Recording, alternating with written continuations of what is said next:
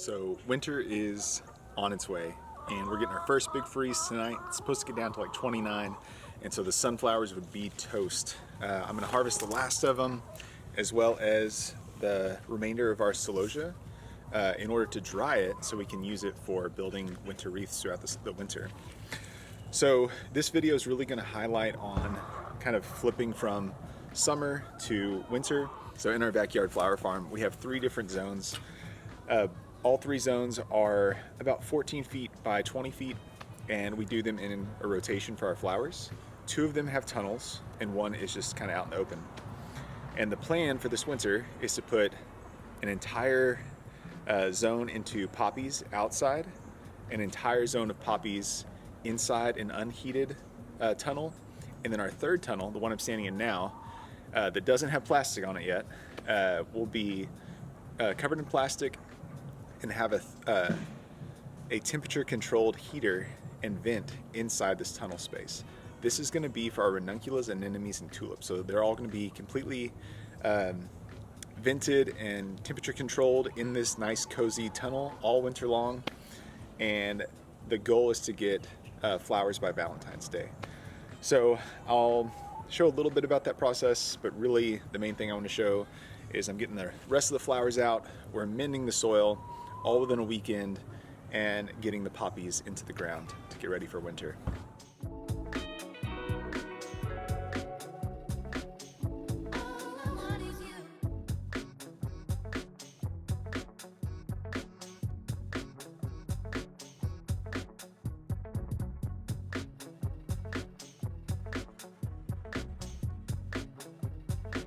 So the end of the year has brought about a lot of cleanup time that's happening here in our little backyard garden. We have all of our irrigation that's coming out. The buckets for cutting flowers have been stacked.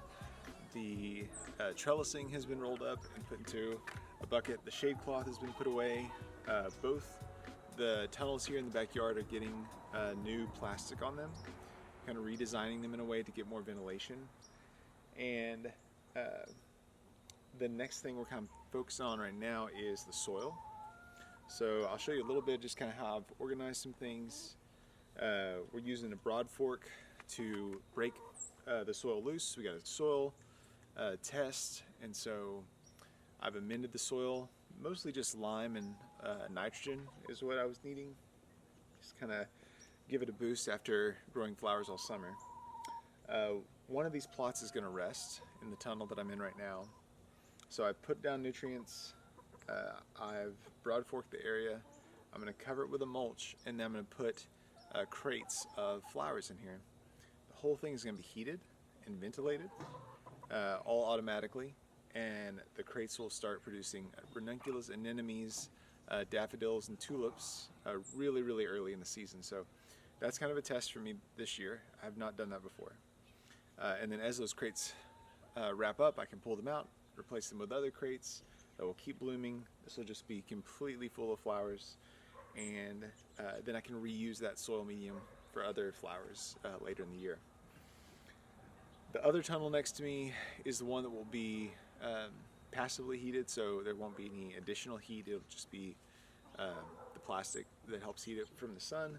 And then finally, the 3rd zone behind me will have no protection. It'll just be outside. That'll also be Icelandic poppies, same as the tunnel in the middle that's unheated.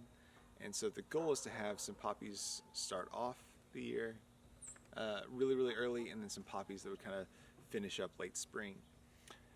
So I'll kind of show you a little bit about what I'm doing. We've rolled up the trellising, the poultry net that we're not using right now.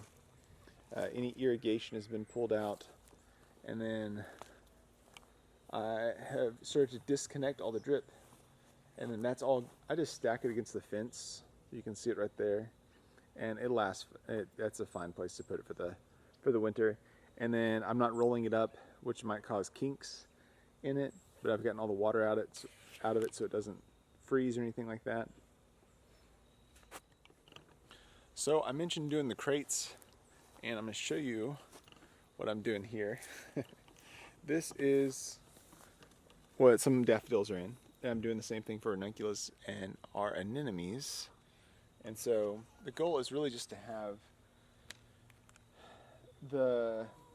get an early start. I've had these kind of pre-sprouting in the garage, so they've had some additional heat. They're going to be up and out of the soil, so they'll be warmer. They'll also be more well drained, so less disease issues. And I can basically give up my walk path to put as many of these crates in here as possible. And that way I'm maximizing this space. I can basically get twice as many flowers out of this little greenhouse behind me as I would if I had like tables and walkways and all that kind of stuff. So that'll be helpful, and this medium won't go to waste. I'll be able to reuse it for a few years. I'm actually probably going to wind up using it in some potted plants that I'm going to sell in the fall. Some pre-sprouting from ranunculus and anemones, daffodils. I'm going to try in here, and then the tulips, they'll go in a kind of a even lighter medium than this. That's mostly just like basically wood chips. So more on that. But wrapping up the end of the year is just a really important, way to get a good start on the next year.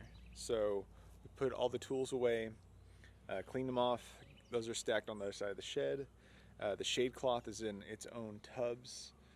We've worked on getting all of our buckets together and getting those cleaned off that we put our cut flowers into. So those are all getting stacked up. And so that's really the best thing we can do to get ready for the spring now, is making sure we have everything cleaned and organized and put away well here in the fall. So that is really important. So to get the drip ready for the winter, I've emptied it. I've rolled up the main hose that connects it from the house to here. I am turning off the line. That way nothing gets in there over the winter. This little collar comes back, and then the end comes up. The way that I like to run my drip irrigation is I actually use a staple in the end of it, and that's what helps hold it in place. See, all rusty now. But that way I can just pull these up on both ends, and now I can get this whole bunch and then take it over against the fence with all the other pieces, and then be able to reuse them year after year. I'm not having to wind them up, and I'm also not having, more importantly, to throw them away and create plastic waste. So that's another important consideration. So if you've watched my other video on supporting your flowers, I use these electrical conduit pieces a lot. I've been using these for at least 3 years already. They still, there's some rust on them, but they still look pretty new, and they just spend the winter stacked in the corner of my yard, and they're kind of out of sight and out of mind, sitting there in the corner. So another thing we have been doing is pulling out all the old dead material and the flowers we know won't make it through the winter, and been putting them in our compost.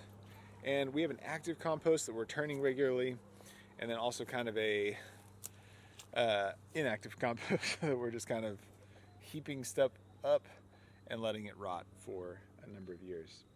And I think both are kind of important. So all of our food scraps go over there in a tumbler, and that way rats and stuff aren't getting into that. If we put the food stuff here, I think we'd have problems with pests, because we're near the high school in our town, and so that would, there'd be rats and all that stuff. So this is just basically plant material, and we found that works really well. We don't have any issues with that. This will just break down really slowly over a long period of time.